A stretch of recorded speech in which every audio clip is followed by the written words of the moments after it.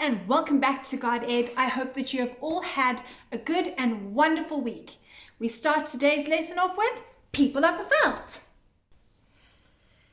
Gideon was an Israelite who loved God. During the time that Gideon was a young man, the nation was going through a hard time. The Midianites, who were mighty warriors, had decided they would move into the land of Israel and help themselves to the crops and livestock that belonged to the Israelites. For 7 years, the Midianites had destroyed the crops and stolen the people's farms and animals. The Israelites were frightened, and many had fled from their homes. They were forced to hide out in the mountains, living in dens and caves. They were afraid to fight because they knew the Midianites were stronger than they were. The Israelites had lost everything, and their only hope was a miracle from God. The people prayed and asked God to send someone to help them drive the Midianites out of Israel. Did God hear their prayers? God always hears the prayers of those who love Him.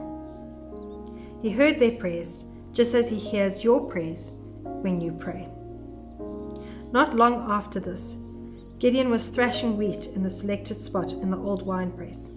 He was there so the Midianites wouldn't find him and steal his grain. While Gideon worked, suddenly a being appeared before him.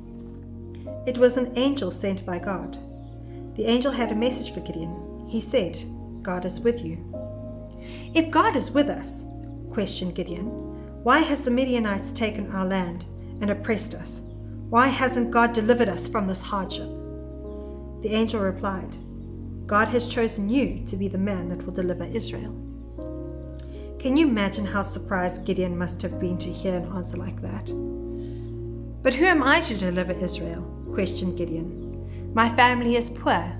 I am not the strongest man. And I am also just a common man. The angel said, "The Lord will be with you, and He will smite the Midianites." Then the angel disappeared.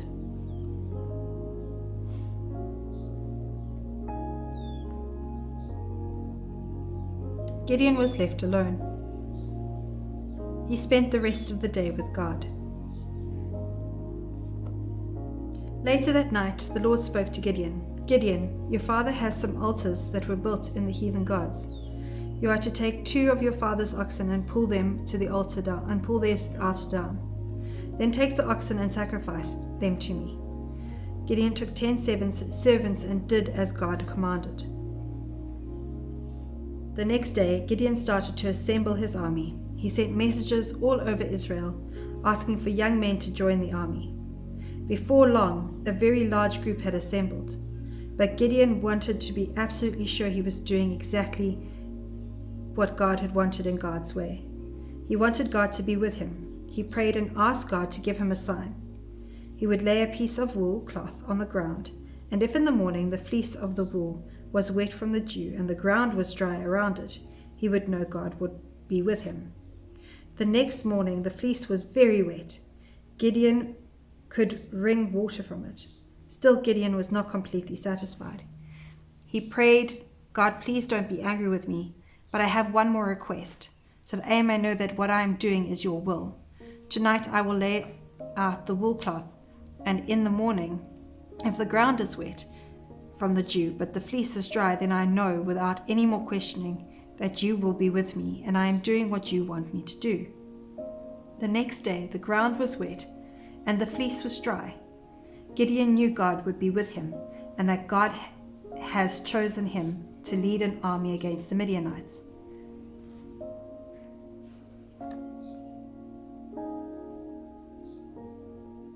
Gideon sent for all the soldiers to come and help him fight the Midianites. Many soldiers came. Gideon looked at all the soldiers. He knew he would need more soldiers, for there were many more Midianites than there were soldiers in Gideon's camp. But God said, "There are too many soldiers. Send those who are afraid back to their homes." Gideon was surprised. He was sure he needed every soldier to fight such a vast army, but he obeyed God and told those who were frightened to go back home. Many soldiers were glad to hear Gideon's words, for they were afraid and wanted to go home. In fact, 22,000 men went home. After those soldiers left camp, Gideon looked and was amazed at how few soldiers were left to help him fight. Still God said, "There are still too many soldiers. March your men down to the water, and I will tell you who shall go with you and who shall go back home." Again Gideon was surprised. He was sure he needed all the soldiers to fight all the men in the Midianites' camp. But again Gideon obeyed God. He marched his men down to the water. When the men reached the water, some got down on their knees to drink all the water they wanted. God said to Gideon, "Send those men home."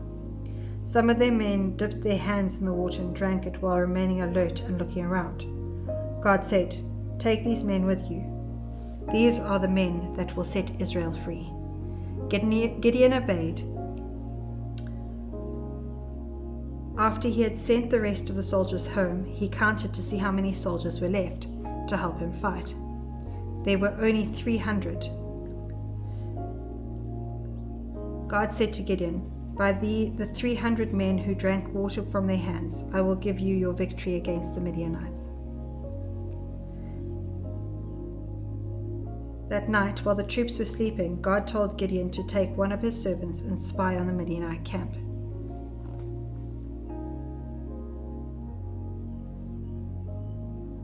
Gideon obeyed and saw that there were more tents in the enemy camps than he could count. It would be a miracle if he could win the battle with an army of only 300 men. In the darkness, as Gideon approached one of the enemy tents pitched on the outskirts of the camp, he could hear two men talking. Apparently the men had just awakened and one man was telling him his dream to the other man. First man said, "I dreamt that while we were sleeping, a loaf of bread rolled down the hill and smashed into our tent." The second man answered, "That can only mean one thing, that Gideon will come down the hill and defeat our army." When Gideon heard this, he knew that God would help him. He was ready to fight the Midianites with the 300 men. He divided the soldiers into 3 groups. To each man he gave a trumpet, an empty clay jar, and a torch. He explained, "We will surround the enemy camp on 3 sides in the darkness. When I and my group blow our trumpets, you must blow yours and shout, 'The sword of the Lord and Gideon.'" The 3 groups of Gideon's soldiers went to the 3 sides and waited. When Gideon gave the signal, the soldiers blew their trumpets, broke the pitchers, and shouted, "The sword of the Lord and Gideon." The lighted torch which had been hidden in the pitchers seemed to light up the whole mountainside. The Midianites woke with a start at the sound of the trumpet, the breaking pitchers, and the shouting. When they saw the flares of torches all around them, they thought a huge army had come against them. They were terrified and started fighting each other. Many soldiers were killed in their own camp. Gideon and his men won the battle because God had been with them and helped them. God doesn't need great numbers of people to be successful. All he needs is one willing person like Gideon. After the successful battle, Gideon was the judge in Israel for the next 40 years. When God calls you to do his work, he will give you wisdom to know how to do it if you ask him to.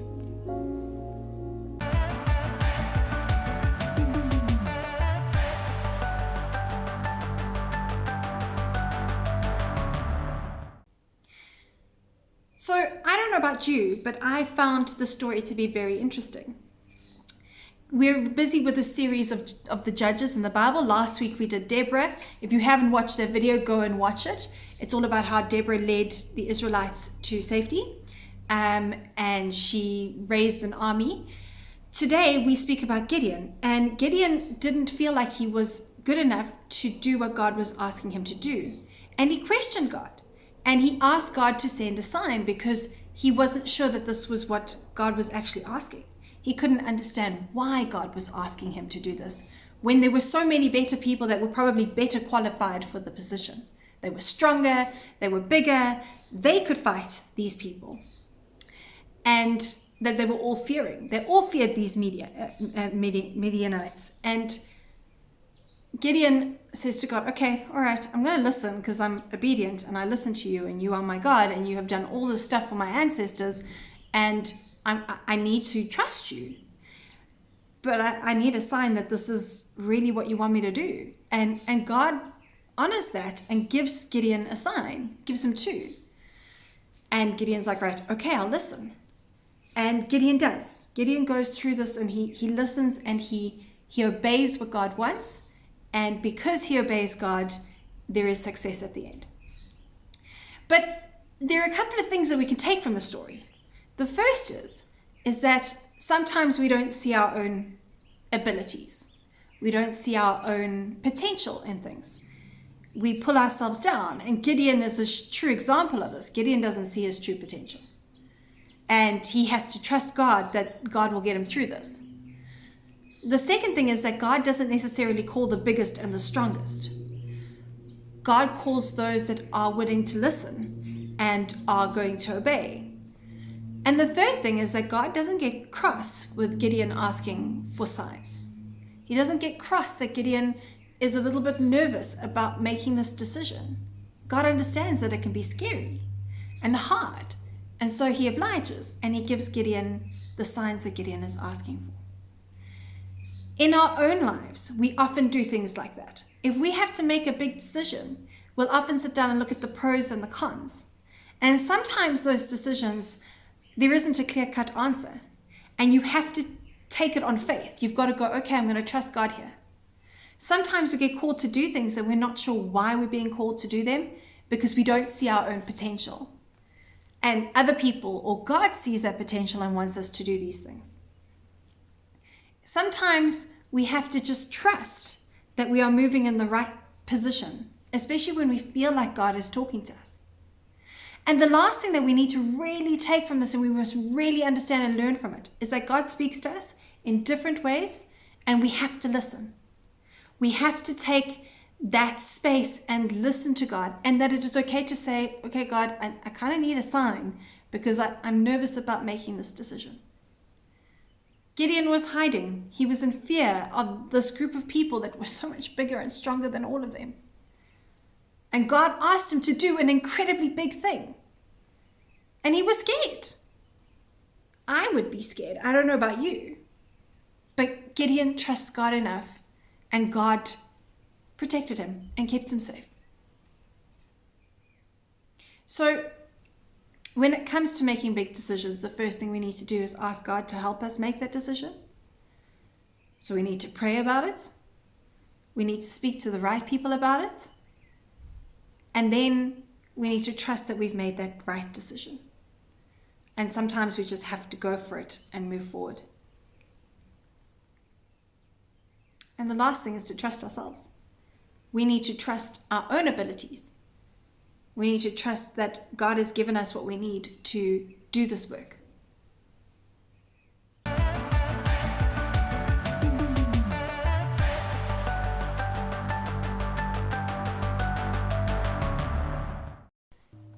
So what we're going to do now as an activity is I want you to lie down on your carpet, on your floor, somewhere comfortable. we're going to do a meditation, because it's all good in me telling you that you need to connect with God, but how do you connect with God? And what we're going to do is we're going to do a form of prayer or meditation that you can use at any point, at any time, if you need to speak or spend some time with God. So I want you to lie down on the carpet. I want you, or you can sit, whatever you like, and I want you to put your hands on your tummies. Okay. And when you breathe in, I want you to breathe in, and I want your tummy to expand. So often we suck our tummies in for some strange reason that's not normal. I want you to breathe so that your tummy gets bigger, okay? Like a balloon. And as you breathe out, your tummy goes in, like the balloon goes down. So close your eyes. Breathe in for 1, 2, 3, 4. Hold for 1, 2, 3, 4, and breathe out for 1, 2, 3, 4. So, open your eyes and have a look at me again. We use things like breathing as a way to connect. We connect with ourselves and we connect with God who lives within us. And so, when we are scared or we don't know when to make a decision, sometimes we need to slow down and we need to breathe before we can make big decisions. So when you're scared, or you're overwhelmed at school, or you can't think, or you have to make a decision, I want you to go to the balloon meditation. And I want you to breathe. In for 4, hold for 4, out for 4. And the time is, because sometimes our brains do this amazing thing where they then start overworking and overanalyzing and thinking. And when you start doing that, I want you to just think about your breath. And you count with it. Breathe.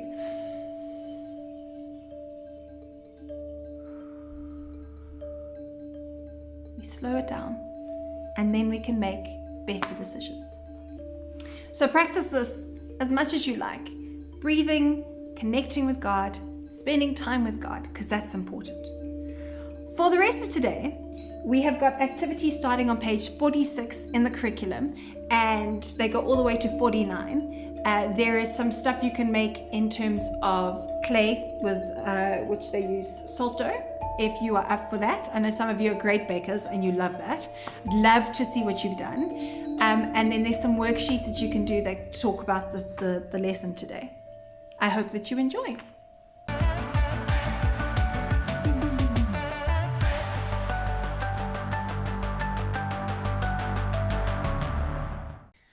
With that, let us do the blessing. May the Lord bless you and keep you. May the Lord make his face to shine upon you and be gracious to you. And may the Lord give you his peace. Amen. Bye, everybody. You'll see me next week.